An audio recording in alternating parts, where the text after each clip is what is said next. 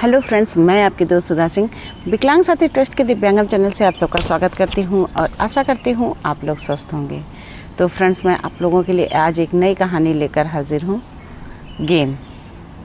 आजकल बच्चे मोबाइल पर बहुत गेम खेलते हैं, जिसकी वजह से उन्हें क्या सबको काफ़ी दिक्कत होती, घर वालों को भी, और उन्हें भी काफ़ी दिक्कत होती है। कई बीमारियां हो जाती हैं, जैसे कि आंखें ख़राब होने लगती हैं लगातार स्क्रीन पर देखते हुए, माइग्रेन की समस्या हो जाती है। तो आज मेरी कहानी का शीर्षक है गेम, और आशा करती हूँ आप लोगों को ये कहानी बहुत पसंद आएगी।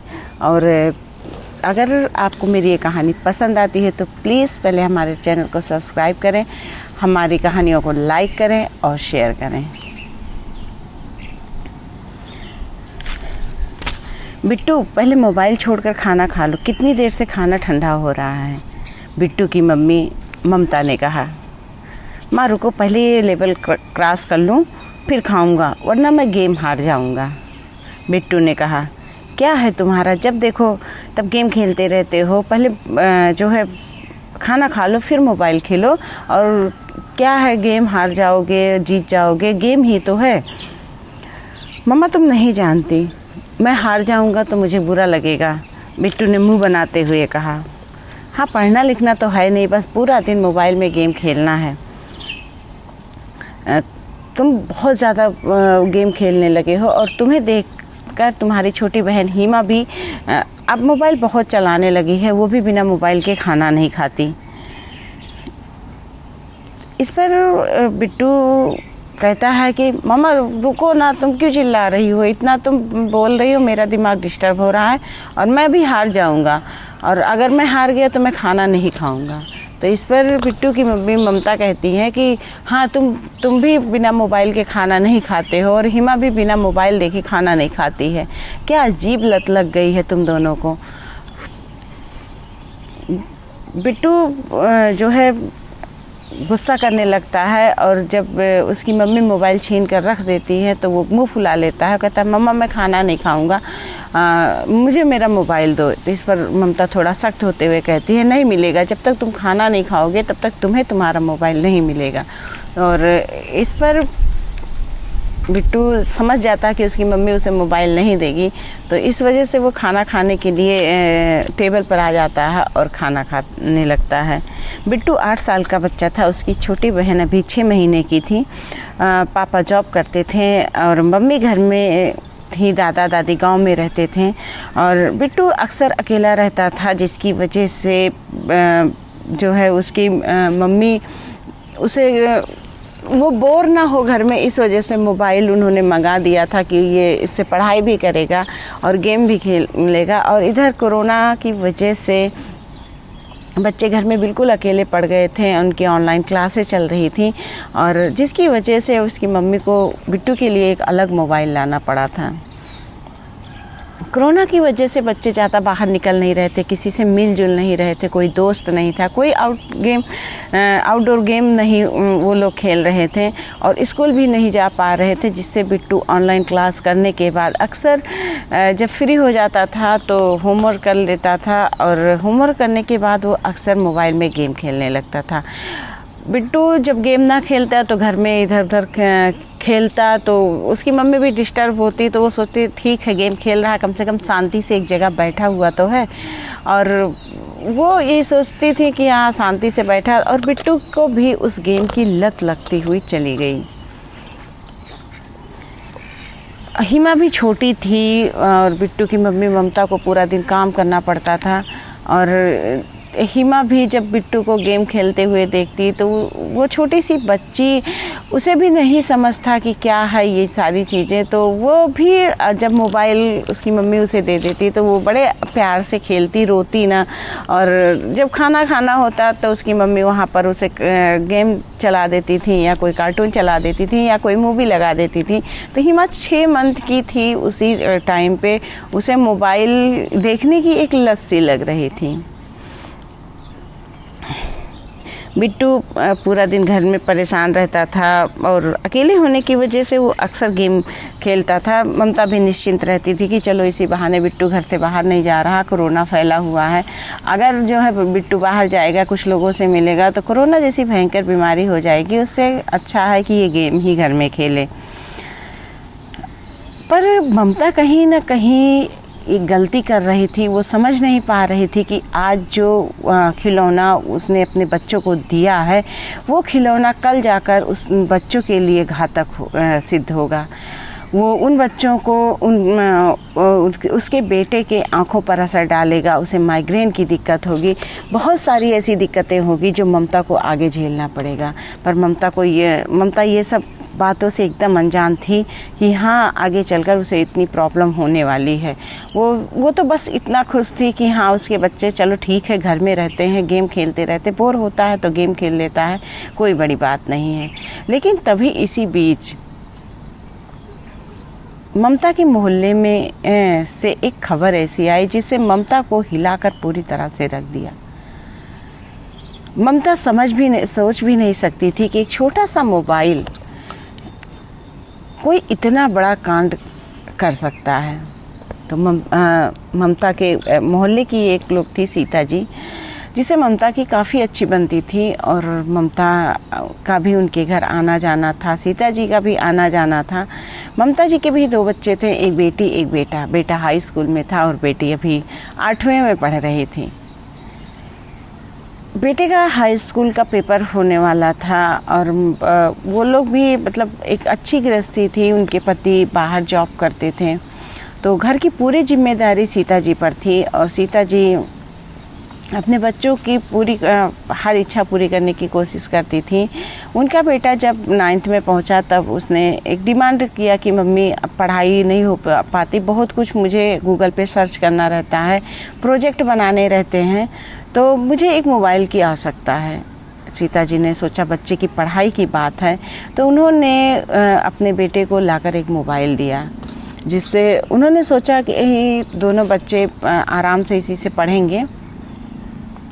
पर उनका बेटा अपनी पढ़ाई पर मतलब जितना भी जो कुछ भी सर्च करना होता सर्च करता, जो भी प्रोजेक्ट वगैरह बनाने होते वो बनाता, तो लेकिन फिर भी उसके बाद जो भी उसके पास फ्री टाइम होता था वो उससे गेम खेलता था और उसे धीरे धीरे एक गेम पबजी था जिसकी आदत लग गई और वो उसमें इतना ज़्यादा तल्लीन होकर खेलता कि सीता जी को कहना पड़ता कि बेटा पहले पढ़ाई कर लो फिर गेम खेलो, तुम्हारे पढ़ाई के लिए मैंने मोबाइल दिया है, गेम खेलने के लिए नहीं। पर उनका बेटा शुभम थोड़ा सा गुस्सा करने लगता कि मम्मी मैं पढ़ता तो हूँ, मुझे जितना ज़रूरत है पढ़ने की मैं उतना पढ़ता हूँ और मैं पूरा दिन पढ़ूँगा तो मैं पागल हो जाऊँगा, मैं पागल नहीं होना चाहता हूँ और मैं जब मैं पढ़ाई से बोर हो जाता हूँ, पढ़ाई से परेशान हो जाता हूँ, तब मैं गेम खेलता हूँ। इस पर सीता जी सोचती कि बात सही है, बच्चा बहुत ज़्यादा पढ़ेगा तब भी वो इतना ज़्यादा अगर मतलब लगा रहेगा तब भी दिक्कत होगी। ठीक है, वो अपने हिसाब से बड़ा हो गया है तो अपने हिसाब से पढ़ाई करे। इधर उनका बेटा वो कुछ भी काम कहती तो कहता हाँ मम्मी मैं कल कर दूंगा, आज मेरे पास टाइम नहीं है अभी, जबकि वो अक्सर मोबाइल में लगा रहता था, उससे गेम खेला करता था।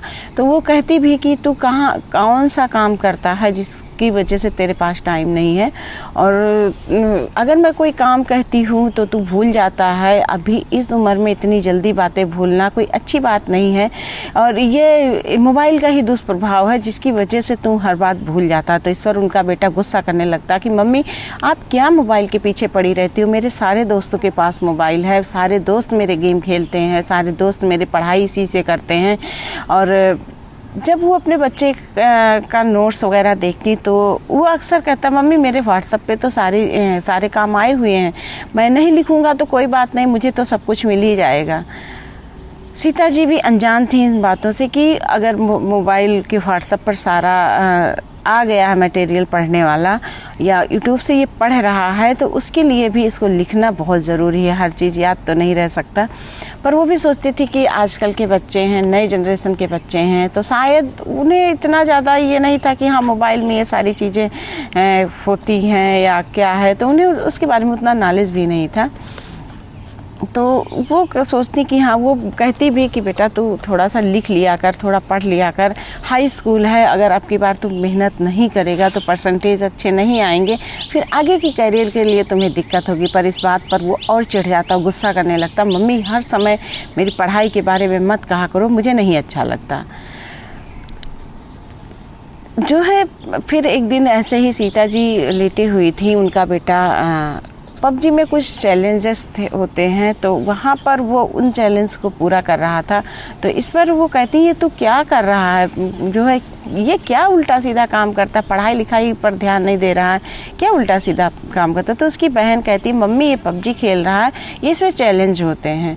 तो इस पर शुभम कहता है कि हाँ एक बार मम्मी खेल के देखो, बड़ा मज़ा आता है, इसमें चैलेंज देते हैं, चैलेंज को पूरा करना होता है, और जब चैलेंज पूरा कर लो तो लगता है कि मैंने जग जीत लिया।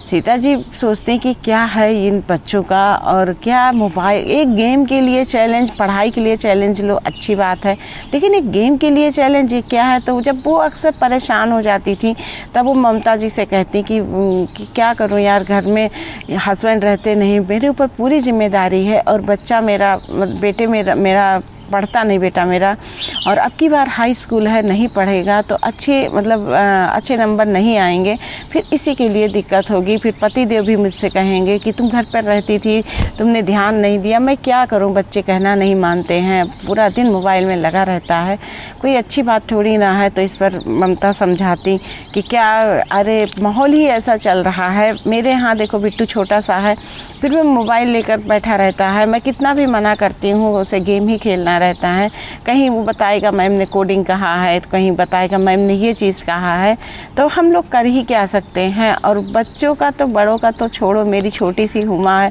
वो भी जो है वो भी पूरा दिन, वो उसको भी जब मैं खाना खिलाती हूँ तो मोबाइल पे गेम देखकर खाती है। तो इससे सीता जी कहती हैं लेकिन ये तो गलत है, बच्चों के दिमाग पर बहुत बड़ा असर डाल रहा है।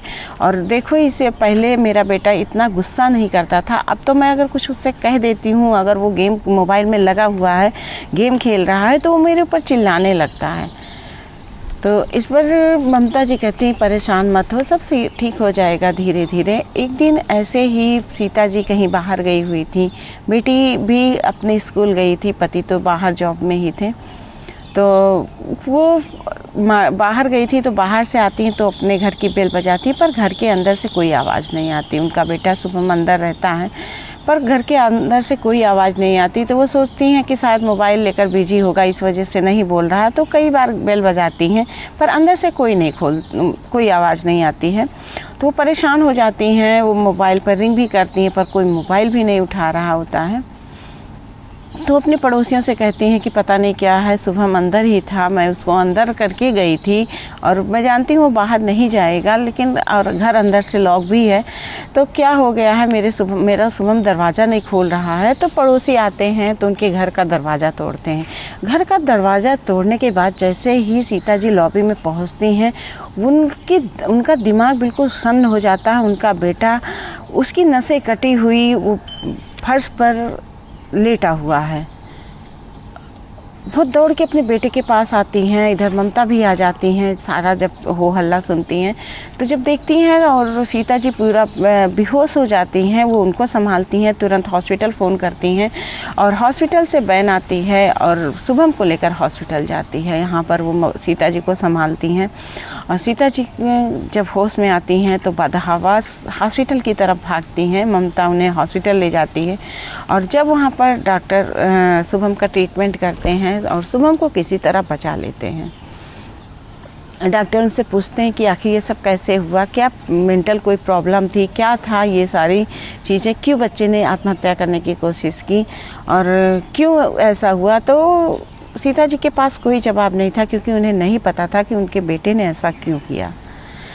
शुभम जब थोड़ा सा सही हुआ, रिकवर हुआ, तो उन्होंने पूछा कि बेटा तुमने ऐसा क्यों किया, क्या मेरी तरफ से, क्या पापा ने या तुम्हारी बहन ने, किसी ने कुछ कहा है, तुमको कोई दबाव डाला है, क्यों किया तुमने ऐसा।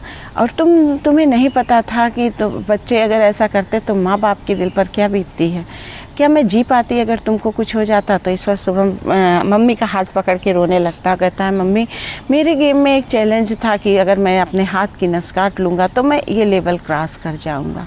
सीता जी का दिमाग पूरी तरह से सुन्न हो जाता है कि एक मोबाइल के गेम की वजह से उनके बेटे ने आज अपनी जान देने की कोशिश की। वो बिल्कुल सन्न हो जाती हैं। तो कहती हैं कि शुभम तुमने एक बार भी नहीं सोचा कि अगर तुम्हें कुछ हो जाता तो मैं या पापा या तुम्हारी बहन जिंदा रह पाती? तुमने एक गेम के लिए अपनी जान की बाजी लगा दी। आखिर इस गेम में ऐसा क्या था जिसकी वजह से तुमने अपनी जान की बाजी लगा दी? ऐसा क्या है तुम पढ़ाई के लिए या किसी और चीज़ के लिए चैलेंज लेते, मुझे कोई कुछ बुरा ना लगता, पर तुमने ऐसा किया। आज तुमने मुझे मेरे ही नज़रों में शर्मिंदा कर दिया। शुभम समझदार था, बड़ा हो गया था, वो उसे भी लगा कि हाँ आज उसने बहुत बड़ी गलती की। एक गेम के लिए उसने अपनी जान देने की कोशिश की, उस लेवल के लिए उसने अपनी जान देने की कोशिश की। तो उसे भी गिल्टी फील हो रहा था। वो अपनी मम्मी का हाथ पकड़ के सॉरी बोल रहा था। माँ तो माँ होती है, माँ बच्चों की गलतियों को माफ़ी कर देती है। और सीता जी ने भी अपने बेटे की गलती को माफ़ कर दिया, लेकिन एक वादा लिया कि आज की बात से वो मोबाइल नहीं छुएगा या कभी कोई गेम नहीं खेलेगा। तो खैर शुभम ने भी उनसे वादा किया कि अब आज के बाद वो कभी कोई गेम नहीं खेलेगा। तो फ्रेंड्स, मेरी ये कहानी गेम यहीं पर समाप्त होती है। और मैं आप लोगों से एक चीज़ कहना चाहती हूँ कि आजकल हम पेरेंट्स भी अपनी जान छुड़ाने के लिए अपने बच्चों को मोबाइल दे देते हैं कि हाँ अगर ये बच्चा मोबाइल में खेलेगा या मोबाइल देखेगा तो थोड़ी देर शांत बैठेगा। लेकिन हम लोग खुद नहीं जानते कि हम अपने बच्चों को बहुत सी बीमारियों की तरफ ढकेल रहे हैं। बहुत से चीज़ें उनके अंदर, आज जो बच्चे पहले के समय में बच्चे इतना भूलते नहीं थे, आज के बच्चे छोटी छोटी बातों को भूल जाते हैं। तो आप खुद सोचिए कि इसका पूरा असर मोबाइल का हमारे बच्चों के दिमाग पर पड़ रहा है। ये हमारे भविष्य हैं। हम अगर उन्हें काम होता है स्कूल का, आप दीजिए मोबाइल, लेकिन आप उन्हें खरीद कर मोबाइल मत दीजिए कि हाँ ये बेटा तुम्हारा है, तुम अपना मोबाइल अपने हिसाब से देखो। इसमें कोई बहुत गर्व की बात नहीं है कि हाँ मैंने अपने बेटे को मोबाइल दिया है। आपने अपने बेटे के हाथों में मोबाइल नहीं दिया है, आपने अपने बेटे के हाथ में उसके भविष्य को बर्बाद करने का खिलौना दिया है।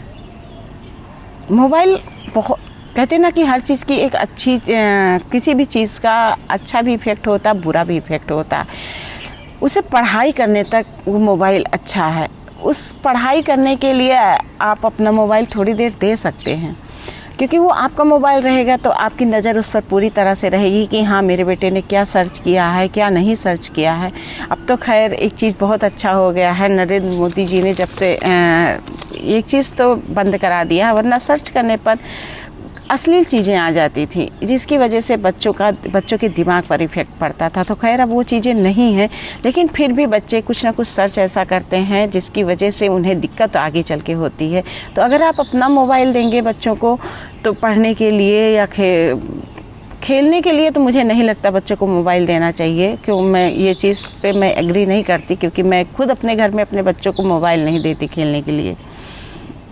तो मुझे नहीं लगता खेलने के लिए बच्चों को देना चाहिए। अगर वो कहते हैं तो आप उन्हें डांट दीजिए, वो आपके बच्चे हैं, डांटने पर मान जाएंगे। और अगर आप उन्हें दे देंगे तो फिर उनका हौसला बढ़ता चला जाएगा। या आप उन्हें देते हैं मोबाइल तो आप उनका एक लिमिट कर दीजिए कि मैं तुम्हें सिर्फ 10 मिनट के लिए मोबाइल दूंगा या दूंगी, और इससे ज़्यादा मैं आपको मोबाइल नहीं दूंगी। 10 मिनट के अंदर आपको गेम खेलना है, पढ़ना है, जो भी करना है कर सकते हैं। एक लिमिट रखिए, पर बच्चों को अपनी जान छुड़ाने के लिए बच्चों के हाथों में मोबाइल मत दीजिए। मोबाइल बहुत ख़राब चीज़ है, बच्चों के दिमाग पर असर डालता, बच्चों की आंखों पर असर डालता है। और आजकल बच्चों में, छोटे छोटे बच्चों में माइग्रेन की समस्या हो रही। वो मोबाइल यूँ करके देखते हैं जिसकी वजह से उन्हें यहाँ से दिक्कत होती है। तो बहुत सारी दिक्कतें हैं जिसकी वजह से बच्चों में आ रही है। बच्चों के याददाश्त कम होती चली जा रही है।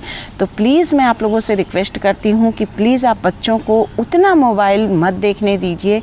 और आप लोग इसमें कोई बड़ी बात नहीं कि मैंने अपने बेटे को मोबाइल दिलाया है, आप कोई अच्छा चीज़ आपने नहीं दिलाया है, तो उससे अच्छा है कि आप उन्हें लैपटॉप दिला दीजिए, आप उन्हें अपना मोबाइल दीजिए। सबसे बड़ी बात है कि आप उन्हें अपना मोबाइल देंगे तो वो बच्चे जो कुछ भी सर्च करेंगे आप तक पता चलेगा, आप तो उसमें देख सकते हैं।